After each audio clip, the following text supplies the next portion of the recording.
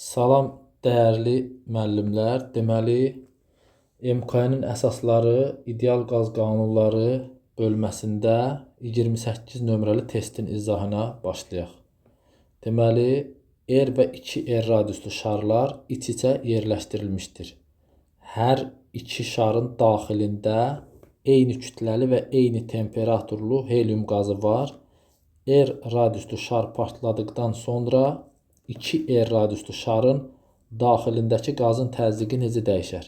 2R radiuslu şarın həcmi və temperaturu sabit qalır. Qaz ideal qaz hesab etməli. İndi bu ortadakı olsun, deməli kiçik şar. Kiçik şarın həcmi olacaq 3/4 PR kubu. Bu PR kubuna 3/4 PR kubun V ilə işarə eləsəm, böyük şarın həcmi nə olacaq? Olacaq 3/4 pi 2R'in kubu eləcək 8R kubu. Bu da eləcək 8 dənə V. Aha.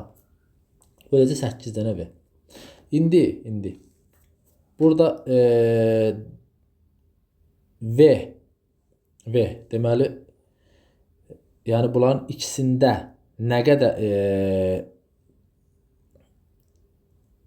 qaz var? Nə qədər həcmdə qaz var? Buna belə deyək də, buna 1 yazıram. V1 bərabərdir. Deməli 8V'dən V'ni çıxacam ki, biləcəm ki, burada nə qədər qaz var? 7 dənə V. V də nə idi bizdə? V də 3/4 PR kubudur.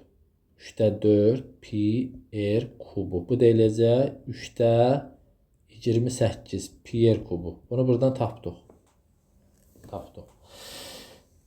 Deməli, indi onda birinci halda görək bu qazın görək bu qazın təzyiqi nədir? Düsturumuz belədir. PV bərabər M bölü M var RT. Onda olacaq nə? M böl böyük M. Burada V1 də var. V1'in yerinə yazacağım 3/28 pi R kubu RT.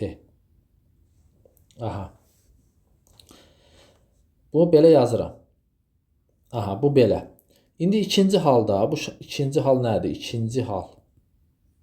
Yəni o ikinci hal odur ki, R radiuslu şar partlayanda onda ümumi hansı şeydən söhbət gedir?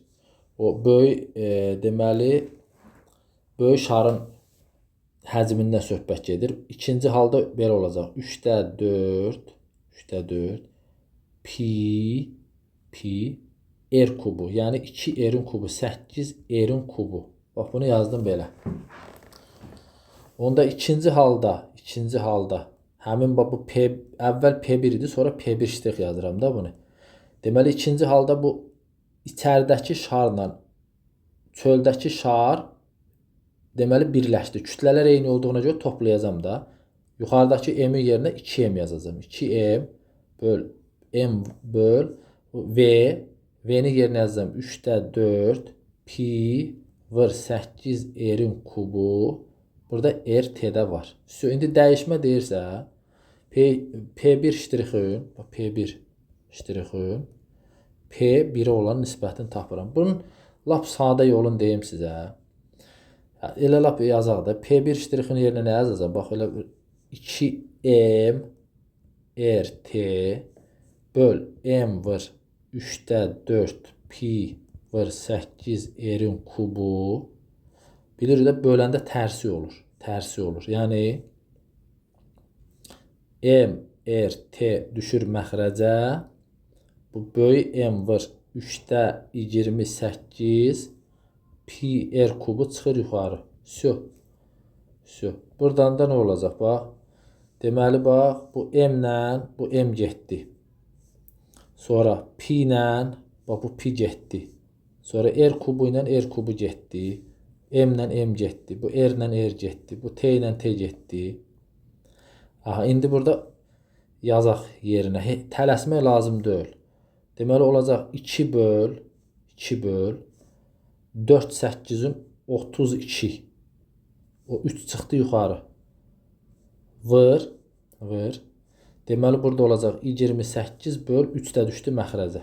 Всё. Bu 3 ilə 3 getdi. Burada nə qaldı? 2 vur 28 böl 32. Bunu 7-yə əksər eləyə bilərik də. Bu eləcək 2 vur 4. Bu da eləcək yox. Neçəyə əksər eləyə bilərik? 2-yə əksər eləyə də. Görək nə çıxır. 28 böl 16.